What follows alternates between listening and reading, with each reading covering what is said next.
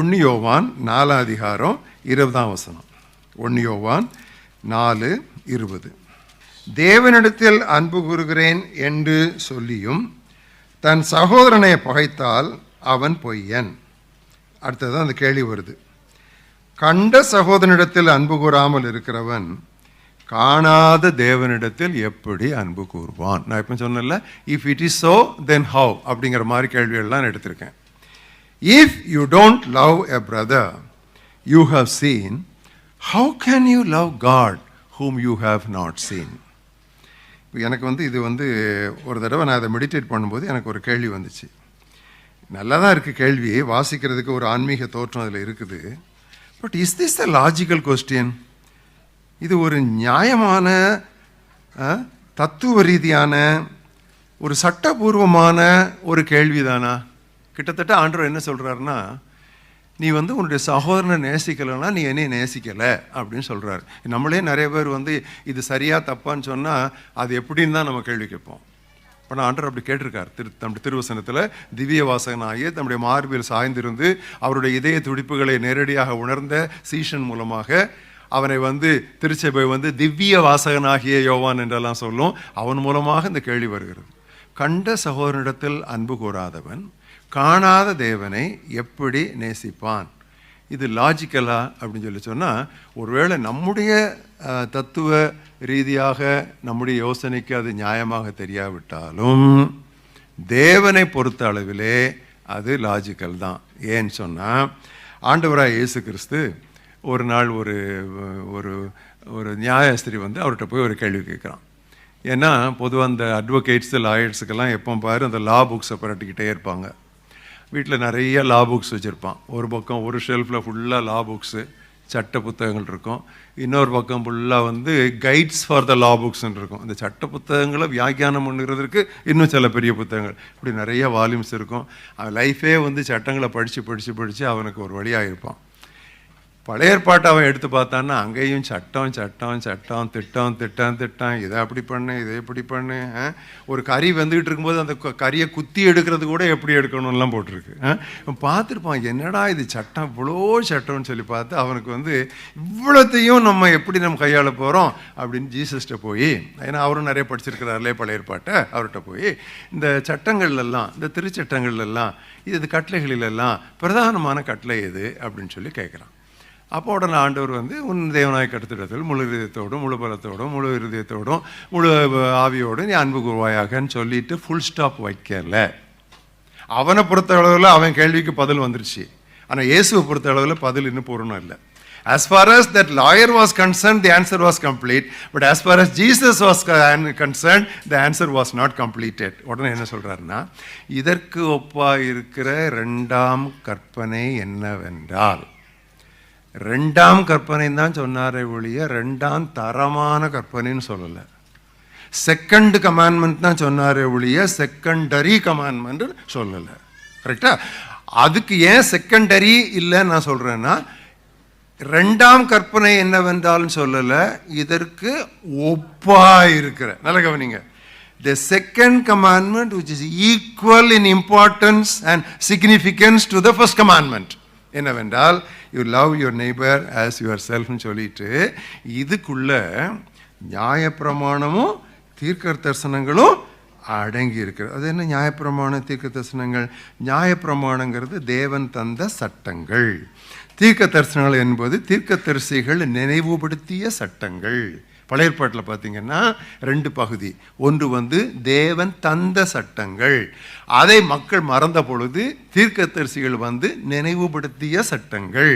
அதான் அந்த பழைய ஏற்பாடு முழுவதும். அவன் சொல்கிறான், ஆல் த கமாண்ட்மெண்ட்ஸ், ஜீசஸ் சொல்கிறாரு, and the prophets, that is the prophetic messages, அது எல்லாம் இதுக்குள்ளே அடங்கி இருக்கு அப்படின்னு சொல்லி சொல்கிறார். நமக்கு எல்லாருக்கும் தெரியும் 10 கட்டளைகளை பற்றி. 10 கட்டளை நம்ம எல்லாருக்கும் தெரியும். எத்தனை பேருக்கு வரிசையாக சொல்ல தெரியும்னு சொல்லி கேட்க வேண்டாம். எதுக்கு இன்றைக்கி காலையில் சந்தோஷமாக இருக்கிற இடத்துல சங்கடப்படுத்த வேண்டாம். ஸோ இந்த ஒரு 10 கட்டளைகள் ஆண்டவர் கொடுத்தாரு. அதில் பார்த்தீங்கன்னா முதல் 4 என்ன? வேறே தேவர்கள் வேண்டாம், விக்கிரகங்கள் வேண்டாம், பிறகு என்னுடைய நாமத்தை வீணிலே வணங்க வேண்டாம், பிறகு ஓய்வு நாளே பரிசுத்த மாசு. இந்த 4 தேவனை நோக்கியது. இவைகள் அந்த செங்குத்து பரிமாணம் உள்ளது. They are all a vertical dimension. 4 அடுத்த 6 பார்த்தீங்கன்னா they are all horizontal dimension. என்ன பண்ணுது? உன்னுடைய தகப்பன் தாய், அது 5வது. 6வது என்னது? கொலை செய்யாதிருப்பாயாக. 7வது விபசாரம் செய்யாதிருப்பாயாக. 8வது திருடாதிருப்பாயாக. அடுத்தது பொய் சாட்சி சொல்லாதிருப்பாயாக. அடுத்தது பிறருக்குண்டான யாதுண்டையும் இச்சியாதிருப்பாயாக. அது 6. நல்லா கவனிங்க. 10 கட்டளைகளில் 4 தான் ஆண்டவரை நோக்கியது, 6 மனிதரை நோக்கியது. only 4 towards God, 6 towards men. In other words, 40% towards God, 60% towards men. 40% ஆண்டவரை நோக்கியது, 60% 50-15 வந்திருக்கலாம்ல, நல்லா இருந்திருக்கும்ல. சில இடங்கள் நம்ம அந்த படங்கள்லாம் பார்த்துருப்போம். மோசே வந்து 2 கற்பலையை வச்சுருப்பான், ஒன்றில் 5 இருக்கும், இன்னொன்றில் 5 இருக்கும். அந்த மாதிரி படங்கள்லாம் நம்ம பார்த்துருக்குறோம்ல. 5 அதில் 5லேருந்து அந்த 1 தூக்கி இங்கே போட்டிருக்கணும். ஆனால் கொஞ்சம் டைட் ஆயிரும், லைன் ஸ்பேஸ் குறைஞ்சிரும். பிரிண்டிங் பண்ணவங்களுக்கு தெரியும், அங்கே ஒரு 4 இங்கே ஒரு 6 தான் இருந்திருக்கணும். ஆனால் வந்து அங்கே 5 இங்கே 5 இருக்கும். பட் அது சரி கிடையாது, அந்த 1 இங்கே வரணும். ஏன்னா அது வந்து மனுஷனோட உள்ள காரியங்கள் வந்துடுது. அப்போது நம்முடைய கிறிஸ்தவ வாழ்க்கையில் இவ்வளவு முக்கியமான ஒரு சத்தியம் போதுமான அளவு உபதேசிக்கப்படவில்லை என்பது என்னுடைய நிச்சயமான ஒரு எண்ணம் என்று நான் உங்களுக்கு முன்பாக சற்று மறுக்காமல் நான் சொல்ல விரும்புகிறேன். ஏன் அப்படின்னு சொல்லி சொன்னால், எனக்கு நல்லா தெரியும், எத்தனை பேர் நீங்கள் அந்த பிரசங்கெல்லாம் கேட்டிருக்கீங்களே தெரியாது. பிரதர் டேனியல் பிரசங்கத்தை யாரெல்லாம் கேட்டிருக்கிறீங்க? அதாவது ஜாஷ்வா டேனியல் போயிருக்கிறாரு, லேமன் சிவாஜிகள் ஃபெலோஷிப், அவங்க அப்பா பிரதர் டேனியல், என் டேனியல், யாரெல்லாம் கேட்டிருக்கீங்க? ஒன்று ரொம்ப காப்பா இந்த தலைமுறையே அதை கேட்கல. அவருடைய காலத்தில், அதாவது இந்த 60களில் 70களில் அவர் அதிகமாக வந்து திருச்சபைகளில் பிரசங்கித்து கொண்டிருந்த காலத்தில் அவர் அதிகமாக வலியுறுத்திய ஒரு காரியம் என்னன்னு சொன்னால், தேவனோடு ஒப்புரவாகும் பொழுது மனிதரோடும் ஒப்புரவாக வேண்டும் என்று சொல்லி அவர் ரொம்ப அழுத்தி சொல்வார். When you reconcile with God, you should also reconcile with men அப்படின்னு சொல்லி.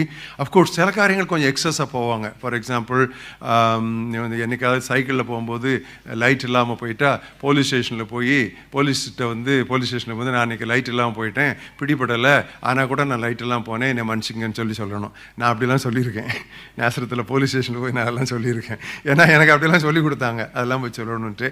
பிறகு டவுரி வாங்கினா அந்த டவுரியை திருப்பி கொடுத்துடணும்னு சொல்லிடுவார். ஸோ நிறைய பேர் டவுரியை திருப்பி கொடுத்துட்டாங்க. அது அவருடைய காலத்தில் வந்து அது ரொம்ப ரொம்ப அழுத்தி சொன்னார். நீங்கள் எப்படி இந்த மாதிரி தப்பு பண்ணியிருக்கிறீங்க? முதலாவது வசனத்தின்படி நீங்கள் வாங்கியிருக்கக்கூடாது, தேசத்தின் சட்டத்தின்படி நீங்கள் வாங்கியிருக்கக்கூடாது, அது திருப்பி கொடுங்க அப்படின்னு சொல்லி அதெல்லாம் அவர் டீச் பண்ணுவார். ரொம்ப ஸ்ட்ராங்காக அந்த ஒப்புரவாகுதலுங்கிறத ரொம்ப இது பண்ணுவாங்க. ஆனால் அவர் வந்து அளவுக்கு மீறி அதை வலியுறுத்தினாரா அப்படின்னு சொல்லி என்னால் சொல்ல முடியாது. ஆனால் ஒன்று என்னால் சொல்ல முடியும். ஆண்டவராக இயேசு கிறிஸ்து சொன்னார், நீ பலிபீடத்தில் வந்து உன் காணிக்கையை செலுத்த வரும்பொழுது உன் பேரில் உன் சகோதரனுக்கு ஏதாவது குறைவுண்டு என்று நீ நினைவு கூர்ந்தால், காணிக்கையை செலுத்திவிட்டு என்று அல்ல, காணிக்கையை வைத்து விட்டு. நல்ல கவனிங்க, காணிக்கையை செலுத்தி விட்டு அல்ல. வந்தோம் நம்ம இதை காணிக்கை போட்டுட்டு அப்புறம் பார்க்கலான்னு கூட இல்லை. நீ முதலாவது காணிக்கை இப்போ செலுத்த வேண்டாம்ப்பா, ஐ எம் நாட் இன்ட்ரெஸ்டட், நீ முதலாவது அந்த காணிக்கை இங்கே வச்சிரு. Don't offer the gift, but leave the gift. அதை leave the gift and the altar. First go and get reconcile. முன்பு போய் உன் சகோதரனிடத்தில் ஒப்புரவாகி, பின்பு வந்து வைத்து விட்டு போன அந்த காணிக்கையை எடுத்து செலுத்து. பாருங்க, அது ஒரு அழகாக ஒரு நல்ல ஒரு கிராஃபிக் அண்ட் பிக்சோரியல் இல்லஸ்ட்ரேட்டிவ் ஒரு லாங்குவேஜை ஜீசஸ் கிரைஸ்ட் ப்ராக்டிக்கலாக யூஸ் பண்ணியிருக்கார். பாருங்க, இது எவ்வளோ ஒரு தெளிவான ஒரு உபதேசம் சொல்லி பாருங்க. அதனால தான் பைபிளில் பவுல் வந்து என்ன சொன்னார் அப்படின்னு சொல்லி சொன்னால், பரிசுத்தமான கைகளை உயர்த்தி எங்கும் ஜெபம் பண்ணுங்கன்னாரு. அது என்ன பரிசுத்தமான கைகள்னா? அது என்னன்னு யோசிச்சு பார்த்தீங்களா? யாராவது ஒருத்தர் சொல்லுங்க பார்ப்போம். அந்த இடத்துல அந்த பரிசுத்தமான கைகளை உயர்த்தி அப்படின்னு சொன்னார். அந்த இடத்துல பரிசுத்தமான கைகள்னா என்ன? திருப்புங்க 1 தீமோத்தேயு 2:8. 1 தீமோத்தேயு 2:8. இதில் தான் இப்போ உங்களுக்கு இன்னைக்கு மெசேஜை ஃபாலோ பண்ணி நீங்கள் நிறைய பேர் நீங்கள் பைபிள் படிக்கிறவங்க மெத்தட்லேயே நீங்கள் ஒரு சேஞ்ச் வந்துடும். 1 தீமோத்தேயு 2:8 பாருங்கள். அன்றியும் புருஷர்கள் கோபமும் தர்க்கமும் இல்லாமல் பரிசுத்தமான கரங்களை உயர்த்தி. அப்ப என்ன சொல்லுது? மனிதரோடு உள்ள உறவுகள் செம்மையாக்கப்பட்டிருக்கும் பொழுதுதான் உயர்த்தப்படும் கரங்களுக்கு பரிசுத்த கரங்கள் என்று பெயர். Only when your interpersonal relationships are set right, the hands that go lifted up towards God in worship, they are holy hands. பாருங்க, நம்ம எல்லாம் இப்போ இவ்வளோ பெரிய சபை, அவங்களுக்கு குறையா சொல்கிறேன்னு நினைக்காதீங்க. எனக்கு குற்றம் சாட்டுறது வந்து பிசாசின் வேலை, நான் குற்றம் சாட்ட மாட்டேன். ஆனால் உங்களுக்கு ஒரு சின்ன சவால் விடுறேன். எத்தனை தடவை நீங்கள் இந்த இதை வாசித்திருப்பீங்க. அப்போது பரிசுத்தமான கரங்களை உயர்த்தி எல்லா இடங்களிலும் ஜெபியுங்கள்னு சொல்லி ஒரு வசனம் இருக்குது. ஆனால் உங்களுக்கு நான் ஒரு கேள்வி கேட்குறேன். பரிசுத்தமான கரங்கள்லாம் அது என்ன அப்படின்னு கேட்கும்போது உங்களுக்கு பதில் சொல்ல முடியல, பார்த்தீங்களா? ஸோ இதனால தான் நான் சொல்கிறேன், பைபிளை வந்து நம்ம வந்து இந்த மேலோட்டமாக தான் படிக்கிறோம். மேல் புல் மேயிறதுன்னு சொல்லுவாங்கள்ல, இந்த மேல் புல் மேயிறதுல தான் நம்ம நிறைய சூப்பர்ஃபிஷியல், இன்டெப்த், சஸ்டெயின்டு. எப்படி இந்த கிட்டார் போடும்போது சில நேரம் வந்து ஒரு ஒரு பர்டிகுலர் பிக்சர் அப்படி சஸ்டெயின் பண்ணுவாங்க. தே கால் சஸ்டெயின் இட். அது அப்படி மியூசிக் போடுறவங்களும் தெரியும், அப்படி சஸ்டெயின் பண்ணி நிறுத்துவாங்க. அந்த மாதிரி இந்த ஸ்கிரிப்சர் படிக்கும்போது சில இடங்களில் நம்ம அப்படி சஸ்டெயின் பண்ணி நம்ம நிறுத்தணும். ஏசாயா சொன்னா, இனி வீண் காணிக்கைகளை கொண்டு வர வேண்டாம், தூபம் காட்டுதல் எனக்கு அருவருப்பானது, நீங்கள் மிகுதியா ஜெபம் பண்ணாலும் நான் கேளேன். ஏன் எடுத்து பாருங்க. ஏசாயா 1 5 15 17 வசனங்களை பாருங்க. எல்லாம் பைபிள் திருப்புங்க, வெறும் நோட்ஸ் எடுக்கிறதோட நிறுத்திடாதீங்க. ஏசாயா 1 15 வசனம் பாருங்க. உங்கள் கைகளை விரித்தாலும் என் கண்களை உங்களை விட்டு மறைக்கிறேன். கைகளை விரித்தாலும் நீங்கள் மிகுதியா ஜெபம் பண்ணினாலும் கேளேன். ஏன்னு சொன்னா, உங்கள் கைகள் இரத்தத்தினால் நிறைந்திருக்கிறது. அது என்ன உங்க கைகள் இரத்தத்தினால் நிறைந்திருக்கிறது? அங்க 17 வசனத்தை சொல்றான். நன்மை செய்ய படியுங்கள், நியாயத்தை தேடுங்கள், ஒடுக்கப்பட்டவனை ஆதரியுங்கள், திக்கட்ட பிள்ளையினுடைய நியாயத்தையும் விதவையின் வழக்கையும் விசாரிங்கள். என்னன்னு சொன்னா, மனிதருடைய தேவைகள், மனிதரோடு நீங்கள் உறவுகள் கொள்ளும் பொழுது அவர்களுடைய காரியங்களை சந்திக்காமல் நீங்கள் எனக்கு காணிக்கையை வந்து கொட்டுகிறதுல எனக்கு பிரியமே இல்லை, என்னுடைய ஆத்துமா அவைகளை அரோசிக்கிறது அப்படின்னு சொல்லி ஆண்டவர் சொல்றார். பிரியமானவர்களே, இந்த நாளிலே நான் உங்களை பார்த்து ஒரு கேள்வி கேட்க விரும்புகிறேன். உங்களுடைய சொந்தக்காரர் அல்லது உங்களோட வேலை செய்கிறவர்கள் அல்லது உங்களுடைய நண்பர் வட்டம் அல்லது உங்கள் சமூகத்தில் எங்கேயாவது நீங்கள் யாரோடையாவது கசப்பை வைத்திருந்தீங்கன்னா, இன்றைக்கி காலையில் இந்த சர்வீஸில் அதுக்கு நீங்கள் முடிவு கட்டிடணும். ஏன்னு சொன்னால், இந்த கசப்பான வேர் என்பது உங்களை மட்டும் இல்லை, அநேகரை தீட்டுண்டாக்கும், அநேகரை தீட்டுப்படுத்தும். நல்லா கவனிங்க. இன்றைக்கு நீங்கள் ஒரு தீர்மானம் எடுக்கணும். என்ன தீர்மானம்னு சொன்னால், ஆண்டவரே, இந்த ஆராதனை முடிஞ்ச உடனே, இப்போ எனக்கு நல்ல ஃபோன் ஃபெசிலிட்டி இருக்குது, ஃபோன் ஃபெசிலிட்டி இல்லை, ஒரு லெட்டர் எழுத வேண்டியா இருந்தால் கூட, யாருக்காவது விரோதமாக ஏதாவது ஒரு காரியத்தை என் மனதில் நான் இன்னும் கசப்பாக வைத்திருந்தேன்னு சொன்னான், அதை நான் ஒப்புரவாகிறேன் ஆண்டவரேன்னு சொல்லி ஒரு தீர்மானம் விடுங்க. இன்றைக்கி நான் காலையில் இங்கே வந்ததுக்கு அந்த ஒரு காரியம் நடந்ததுன்னு சொன்னால், அந்த திருச்செவல் ஒரு எழுப்புதல் வந்திருக்குன்னு சொல்லி தான் அர்த்தம். எழுப்புதல்னு சொன்னால் குதிக்கிறது இல்லை, எழுப்புதலில் குதிக்கல் உண்டு. எழுப்புதல் என்றால் வந்து கூச்சல் இல்லை, எழுப்புதலில் கூச்சல் உண்டு. ஆனால் எழுப்புதல் என்றால் முக்கியமாக இந்த மக்கள் தேவனோடும் மனிதரோடும் ஒப்புரவாகுது. அதுதான் ஒரு உண்மையான எழுப்புதல். அவ்விதமான எழுப்புதல் தான் ஜான் வெஸ்லி காலத்து எழுப்புதல், அவ்விதமான எழுப்புதல் தான் சார்ல்ஸ் ஃபின்னி காலத்து எழுப்புதல். மக்களோடு ஒப்புரவானார்கள், தேவனோடு ஒப்புரவானார்கள், அபகரித்த பொருட்களை திரும்பி கொடுத்தார்கள், காரியங்களை ஒவ்வொன்றாக சரி பண்ணினார்கள். அவன் சொல்கிறான், அந்த சகையை சொல்கிறான், நான் யார்கிட்டயாவது அநியாயமாக எதையாவது வாங்கினேன்னா அதை 4 தனியாக கொடுத்துட்றேன். எப்பா, நீ உன் சொத்தே அநியாயம் தானே, இதில் 4 தனியாக கொடுத்தா நீ அவ்வளோ திவாலாக போய் ஜெயிலுக்கு தான் போகணும், உன்ட்ட என்ன இருந்திருக்கும், ஆனால் கொடுக்குறேன் அப்படின்னு சொல்லி சொன்னேன். ஆண்டவர் வந்து, அதெல்லாம் ஒன்றும் வேண்டாம்ப்பா, நீ என்னையே விசுவாசத்தா போதும்ப்பா அப்படிலாம் சொல்லலை. அவர் ஆமோதித்து இன்றைக்கு இந்த வீட்டுக்கு ரட்சிப்பு வந்தது அப்படின்னாரு. அப்போ அவனுடைய கன்ஃபெஷனை வந்து கிரைஸ்ட் வந்து கண்டிப்பாக ஆமோதிச்சார் அப்படின்னு சொல்லி நம்ம பார்க்குறோம். பிரியமானவர்களே, இந்த நாளில் அந்த ஒரு தீர்மானம் எடுப்போமா? அப்போ ஒருவேளை ஒரு கேள்வி உங்களுக்கு வரும். என்ன கேள்வி தெரியுமா? நான் ஒன்றும் செய்யலை பிரதர், அவள் தான் அப்படி பண்ணா, அவன் தான் அப்படி பேசிட்டான் அப்படின்னு சொல்லி நம்ம சொல்கிறோம். உங்களுக்கு சொல்லட்டுமா? மத்தேயு 5:23-24 வசனங்களில் இயேசு சொன்னார், உன் பேரில் உன் சகோதரனுக்கு குறைவு, அப்படியானால் அங்கே தவறு செய்தது நீ. You are the offender. 18ஆம் அதிகாரத்தில் அவர் என்ன சொல்கிறாருன்னு சொன்னா, உன் சகோதரன் உனக்கு விரோதமாக குற்றம் செய்தால், அங்க தவறு இழைக்கப்பட்டது நீ. நல்லா கவனிங்க, தவறு செய்தது நீங்களா இருந்தாலும், தவறு இழைக்கப்பட்டது நீங்களா இருந்தாலும், யார் ஒப்புரவாக வேண்டும் என்று தெரியுமா? நீங்க. ஆண்டவரோடு நெருங்க வேண்டும் என்று விரும்புகிற நீங்க. whether you are the offended or the offender, you know who should take the initiative for reconciliation? One who wants to go nearer to God, that person should take the initiative. அப்போ that settles the dispute. யார் போகணும், யார் சொல்லணும், யார் கேட்கணுங்கிற கேள்வியே கிடையாது. நான் நல்லா சொல்றேன், தேவனுடைய கிருபை, இருதயத்தில் கசப்பு, இது இரண்டும் சேர்ந்து குடியிருக்க முடியாது. உங்களில் ஒருவனும் தேவனுடைய கிருபையை இழந்து போகாதபடிக்கு கசப்பான வேர் முளைத்தெழும்பி அநேகர் தீட்டுப்படாதிருக்க. ரொம்ப ஸ்ட்ராங் வேர்ட்ஸ்.